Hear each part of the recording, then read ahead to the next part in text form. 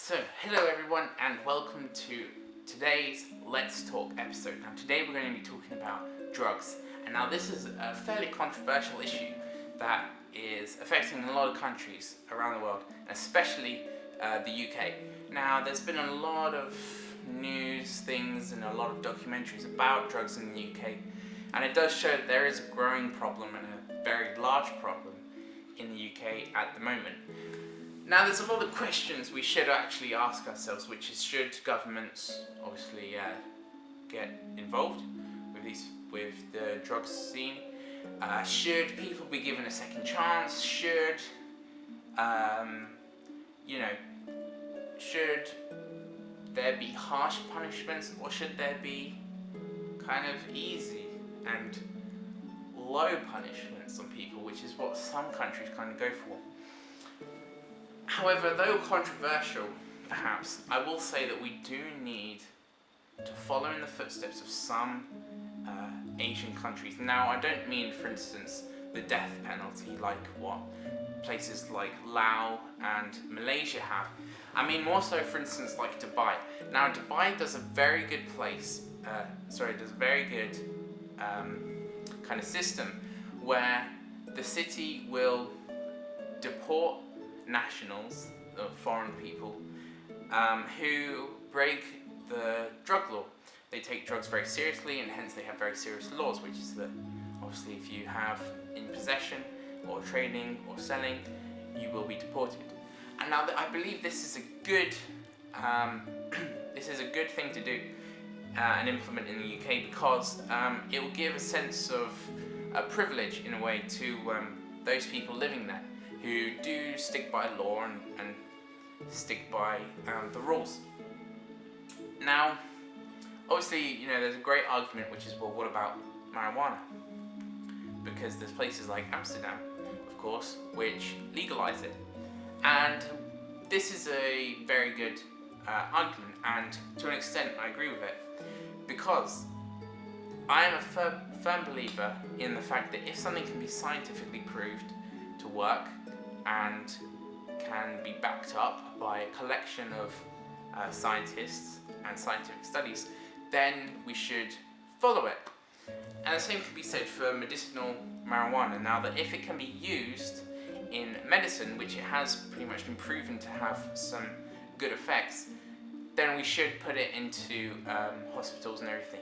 However, I would say that what should happen is to be able to create control and also to kind of keep the trade and selling of it quite low and controlled, is to only have it administered by specialist doctors, and that way it doesn't get out of control, and that, which is actually something that they found in Amsterdam. Now, Amsterdam is an interesting place in that it has legalized weed, and it is legal for personal use. However, they did find that many cafes and many places were able to have a lot of weed that they sold. Now, what a lot of people don't realize is that Amsterdam has legalized marijuana for personal use. Now, you're not actually supposed to be able to sell it in large quantities. It's more flexible with anything below 5 grams. Now, this means that though they have legalized and they have had the benefits of that, they still have that drug problem and that traffic and control issue that many countries have. And this is why, though legalization is good and, like I've said, should be used to an extent, we need to turn towards harsh punishments to deter people from the drug scene, because if the risk is low enough, then people will do it. So the way that we can stop people from doing this is to then increase the risk. So many countries, of course, have harsh rules, and I don't think the UK has anything harsh enough. Now, I'll leave a link in the description to a website in which you can see the drug rules, because the system in place at the moment is actually pretty good in that they have different classes of drugs and they have different corresponding punishments. However, you will find that a lot of them, compared to other nations around the world, are relatively low. And this might be one of the issues to why, of course, there is such a big problem. Now, one thing that we can do, of course, is, for instance, the minimum sentence at the moment is 14 years. Now, of course, if we put that up and make it, less favourable, such as, I don't know, 20, maybe even 30 years, then it should, again, deter people from doing it. On top of that, you can have other things, such as, of course, community service or fines or whatever.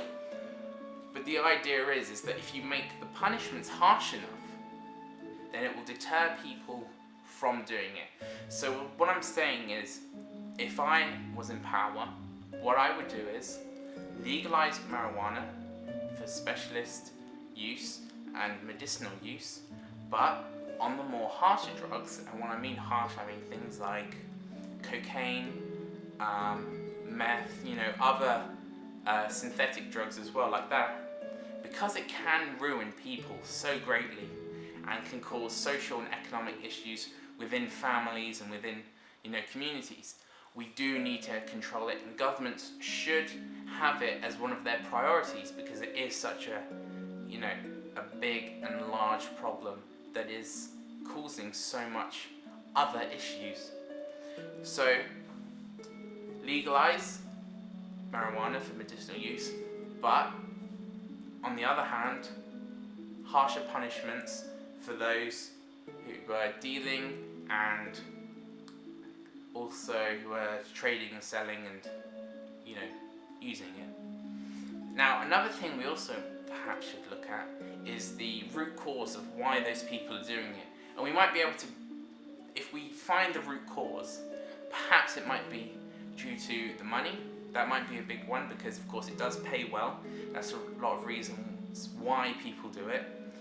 So if you were to reduce disparity and help that side of the community, it might actually deter people as well from it, because they can have more opportunities.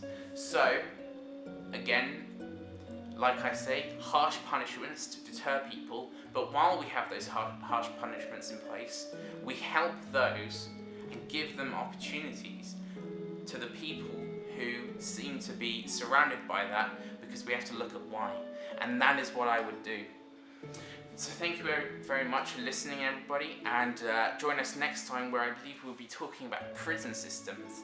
Now, the prison system in the UK, just to give you a little insight into next week's episode, it is a growing issue, because it's quite a big problem. The prison system in the UK is one which is, it's in a decay and disrepair, in that repeat offenders are costing the UK £1.7 billion per year, of which can be used to make education free for universities or employ 250,000 nurses. So it is a massive problem which we need to fix and look at. So thank you very much, and join us next week for that. Thank you.